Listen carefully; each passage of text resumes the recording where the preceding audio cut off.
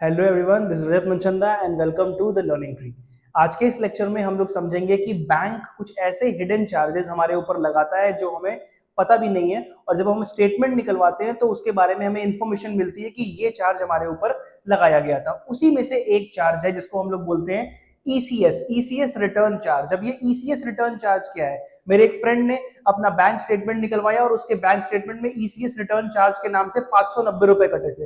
अब ये 590 रुपए क्यों कटे, ये क्या है, इसके बारे में हमें समझना है। तो हम सब जानते हैं कि नेशनल ऑटोमेटेड क्लियरिंग हाउस नाश, ये एक ऐसी बॉडी है जो हमारे सारे ऑटो पेमेंट के ऊपर, ऑटो मैंडेट्स के ऊपर जो हमने लगा के रखे हुए हैं अपनी एसआईपी के लिए, अपने ईएमआईज के लिए, अपने इंश्योरेंस पेमेंट्स के लिए या फिर सब्सक्रिप्शंस के लिए, जो हर महीने अपने आप पैसे हमारे खाते से कट जाते हैं, ऐसे ऑटोमेटेड मैंडेट्स को रेगुलेट करता है।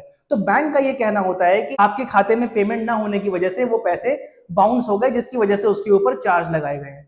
अब समझने वाली बात यह है कि पहले के टाइम पे बैंकर्स को बहुत सारा मैनुअल काम करना पड़ता था। अगर आपका चेक बाउंस होता है तो रिटर्न करने का भी अपना एक प्रोसेस होता था। लेकिन इस टाइम पे एनपीसीआई जो हमारी यूपीआई पेमेंट्स रेगुलेट करता है, और नैश के द्वारा जब ये सारी चीजें इतनी ज्यादा ऑटोमेटिक कर दी गई है, तो फिर अगर पेमेंट बाउंस हो भी गई तो क्या दिक्कत है? सारी चीजें तो ऑटोमेटिकली रेगुलेटेड है।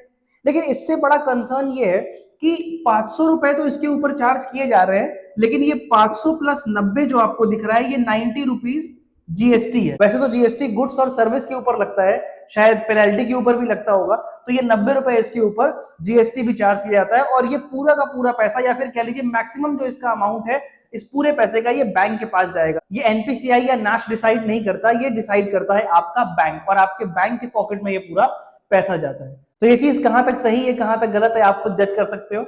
मिलते हैं नेक्स्ट वीडियो पे नए टॉपिक के साथ, तब तक के लिए बाय बाय, टेक केयर।